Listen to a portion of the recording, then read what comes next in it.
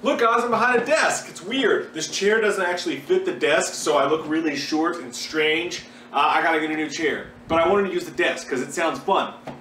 Because I can put stuff like this here. I want to talk about the Hive. I went and saw this on Monday. It was a special, like, one-time screening of it. Really weird thing. We never get shit like that in Kentucky, so I was really, really psyched about it. We might get AL8 only here in Kentucky, but we don't get movie screenings. So it's really hard for us to see shit like, you know, what all the big guys do.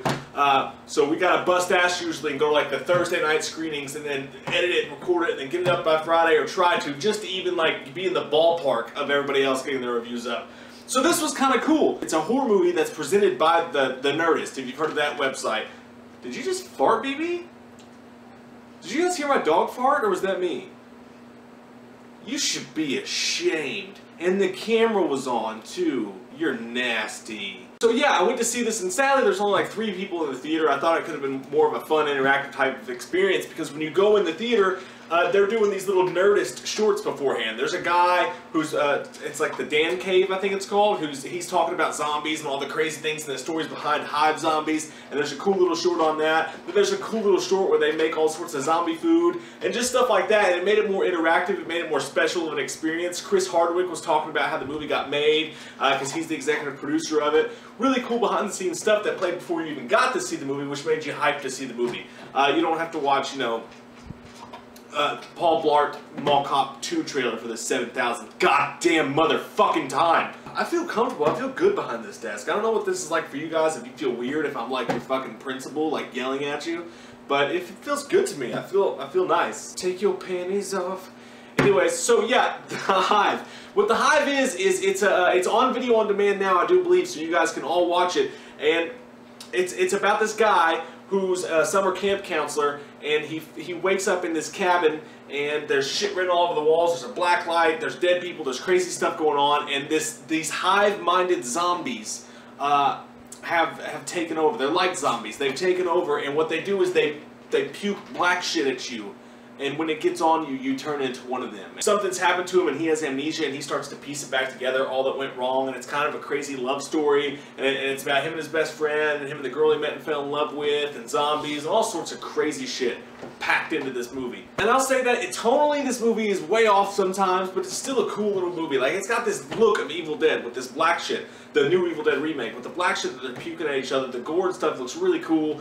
I like the setting of it, the crazy blacklight shit going on. It's just a weird looking movie. I read somewhere that also that this movie was shot Vine style, which means no shot lasted longer than 7 seconds. Now, a couple times I tried to count this out and it didn't work, but that could just be really good editing. A very strangely shot movie, and that works for it and works against it. And when nothing's happening and there's dialogue or someone's trying to figure something out and the camera's all like, and there's these quick edits and crazy shit going on and this up in your face sideways camera shit, it's annoying as hell, and I don't like it. I get tired of it. But when it works, it really works. There's a scene that reminds me of the scene in Michael Myers 6 when he goes into the doctor's room with the strobe light and just goes crazy on people. That exact thing doesn't happen, but this scene, just the way it's shot, the coolness of it, the first person looking aspect of it, the way it's shot, and the craziness of it is really intense and really original and really cool.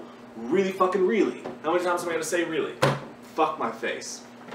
Sometimes it pulls out, it lends itself to do some really badass stuff, and then other times it's like, stop with the crazy camera shit, it gets old. The people in this movie, you really like them. The acting, you can tell there's some stuff that's off here and there, and a couple of actors you really do enjoy in this movie. Mainly the best friend I thought was fantastic. I thought he was awesome. There's a really cool scene with that guy's girlfriend where she's turning into this zombie-like hive monster thing, and it's very Exorcismist, and she's tied to this chair and she's like going crazy, and there's the way she talks and the creepiness and her bones snapping and stuff like that, and she'll actually be like, this seems like this could have been scary, but I was in a different place a second ago, so I wasn't ready to jump into this fucked up moment that's happening, because this moment is pretty fucked up. So yeah, totally, it goes all over the place, and sometimes it works, sometimes it doesn't. That's what I'll say for most of this movie. But as far as a video-on-demand movie that was made with a low budget, this is really, they should be proud of themselves for this movie. It's good, and if you're a horror fan, it's definitely something I say you should check out. They swung for the fences on a few things here, made a lot of cool stuff work, and it's an enjoyable-ass movie to watch. It's funny at times, it's actually pretty fucked up and scary at a couple moments, and it's entertaining all the way throughout. So there's that. Definitely check out the Hive, guys, if you get a chance. I'm going to give it a 7.0, I think. I did a short video for this for the Facebook like 2 days ago, right when I got out of the theater, and I'm not sure if I gave it a different score or not. But now that I've had time to think about it, it's going to be a 7.0 out of 10 for me. I liked it. Good job, the Nerdist and everybody that made this. Cool thing, I'd like to see them do stuff like that more. My good friend John Dickinson, who writes for this magazine, Scream Magazine, they were nice enough from the UK, you see that Royal Mail, to send this all the way down here to little old me. And look at the package that this horror magazine comes in. Can you see that? Where it just says Scream? Badass. A really cool thing to get in the mail. I'm excited. So I figured, let's open this bitch together. I'm going to come get you. I'm coming to get you. Here I come, you little bastard. That's probably pretty loud, guys, but because I'm right behind you. Technically, this is actually a reach around that's happening right now. So this is the magazine. It's got Hal on the cover. I've heard a couple people talk about how badass that trailer is. Right there in the middle is Cooties with Lee Winnell. That's something I want to check out that just came out.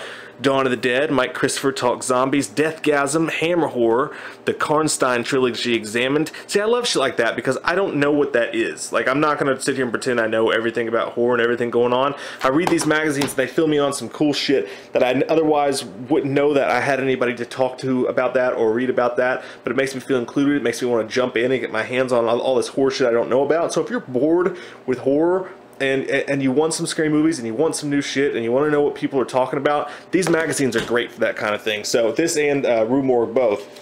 There's some badass art for Hal. A nice little article there. I can't wait to take a poop and dig into this, you guys. What the fuck is that shit? Before Chucky, before oh, why? Some really good art, some really bright colors, some fun to look at shit in here, guys. If you guys would follow them on Twitter, I'll put all their information down below. And maybe get your own Scream magazine. Till then, though, it'll be like both of ours, only it'll stay at my house. Okay, Debo? And also, if you would, check out my buddy, John Dickinson. I'll put his information down there. He's a writer for this magazine, guys. You should check him out. He's a really super cool dude. And follow him on Twitter as well. And lastly, guys, I just want to tell you, this WWAM shirt, get some WWAM up in you. It's the only white version of this t-shirt that'll ever be made. It's got the We Watched the Movie on the back. It's got the Jack Nicholson shit going on. It's a large white t-shirt. And you can win this. All you have to do is share whatever your favorite video of ours is on any social media platform. Message us on that platform. Let us know that you did, and you'll be entered to win. It'll be a blind drawing. We'll pick one of you, and we'll ship it to you. We'll ship it right the fuck to you. We watched a movie.